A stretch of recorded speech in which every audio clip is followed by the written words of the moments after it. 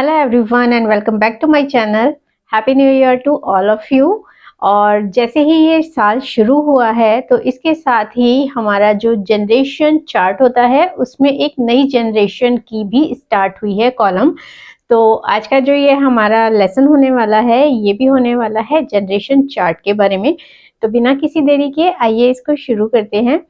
तो सबसे पहले जान लेते हैं कि जनरेशन चार्ट आखिर क्या होता है। तो जनरेशन चार्ट जो होता है वो एक फॉर्मूला होता है जिसके हिसाब से हम डिफरेंट ईयर्स में बोर्न हुए लोगों को कैटेगराइज करते हैं अकॉर्डिंग टू देयर एक्सपीरियंसेस, यानी कि वो क्या एक्सपीरियंस करते हैं अपनी लाइफ में और उनके जो एरा था उसमें एक कॉमन जो उनका एक्सपीरियंस होता है ना, तो उसके हिसाब से हम उनको कैटेगराइज करते हैं।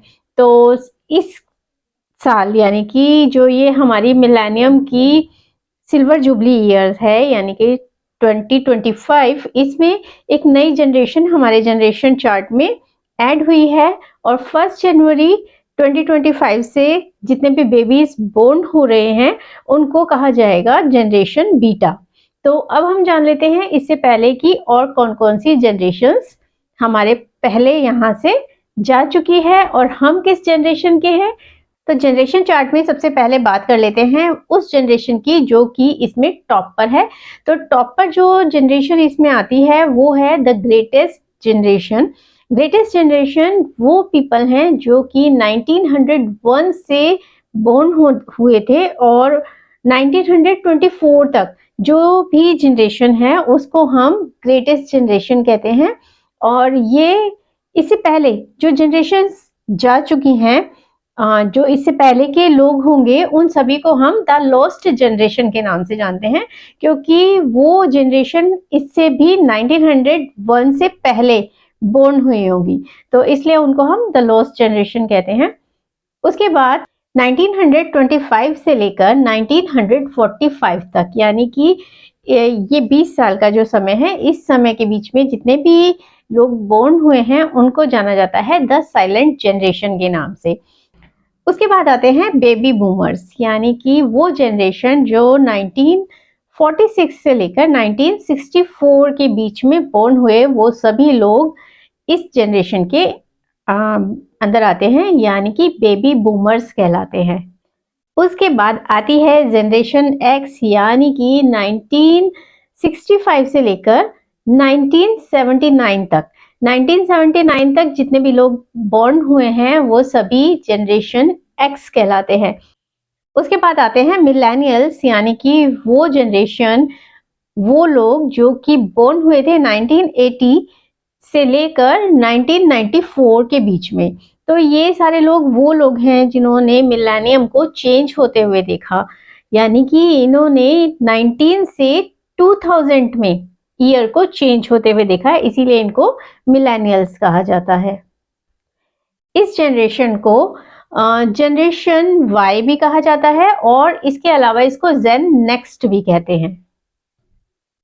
उसके बाद आती है सबसे ज्यादा पॉपुलर जनरेशन, यानी कि वो जनरेशन जिसने टेक्नोलॉजी में एक बहुत ही बड़ा बूस्ट आते हुए देखा।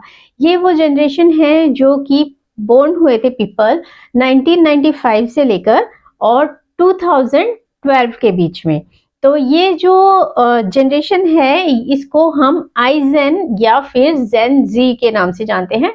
तो ये सबसे पॉपुलर जनरेशन इसलिए है क्योंकि इन्होंने एक एरा ऐसा देखा है जिसमें कि टेक्नोलॉजी में सबसे ज्यादा बूम आया है, सबसे ज्यादा बूस्ट हुई है टेक्नोलॉजी और हर किसी की लाइफ का एक बहुत बड़ा हिस्सा बन चुकी है टेक्नोलॉजी। 2012 के बाद यानी 2013 से लेकर 2024 तक जो जनरेशन बनाई गई, जो कैटेगरी बनाई गई, उसको कहा गया जनरेशन अल्फा। तो ये जनरेशन अल्फा जो है वो अभी रिसेंटली हमारा फेज उसका एंड हुआ है 2024 के एंड में, यानी कि जैसे ही 1 जनवरी आई 2025 की और उसमें जितने भी बेबीज बोर्न हुए वो एकदम एक नई जनरेशन कैटेगरी के अंदर जाते हैं और उस कैटेगरी का नाम है जनरेशन बीटा। जनरेशन बीटा के अंदर आने वाले हैं 2025 से लेकर 2039 तक बोर्न हुए सभी बेबीज और अभी तक अनुमान है कि ये विटनेस करने वाले हैं अपनी लाइफ में आर्टिफिशियल इंटेलिजेंस, जिसको कि हम एआई के नाम से भी जानते हैं, और वर्चुअल रियलिटी को। और इसके अलावा टेक्नोलॉजी में बहुत सारी ऐसे चेंजेस हमें देखने के लिए मिलेंगे, इस जनरेशन को फेस करने के लिए मिलेंगे, जिसको ये विटनेस करेंगे, जो कि हमने अभी तक सोचा भी नहीं है। तो आगे देखते हैं कि फ्यूचर में क्या क्या होता है और जनरेशन बीटा किस किस चीज को फेस करती है, और हो सकता है कि आप और हम भी उस चीजों को एक्सपीरियंस करें। तो आज की इस वीडियो में इतना ही। उम्मीद है कि आपको नए साल की ये वीडियो, जो कि जनरेशन चार्ट के बारे में है, पसंद आई होगी। अगर आपको ये वीडियो पसंद आया हो तो इसको लाइक कर दीजिएगा, चैनल को सब्सक्राइब कर लीजिए, बेल आइकन भी प्रेस कर दीजिएगा ताकि मेरे आने वाले वीडियोस के नोटिफिकेशन आपको मिल सके। उसके अलावा अगली किसी वीडियो में किसी और इंटरेस्टिंग टॉपिक के बारे में बात करेंगे। तब तक के लिए bye bye and thank you so much for watching.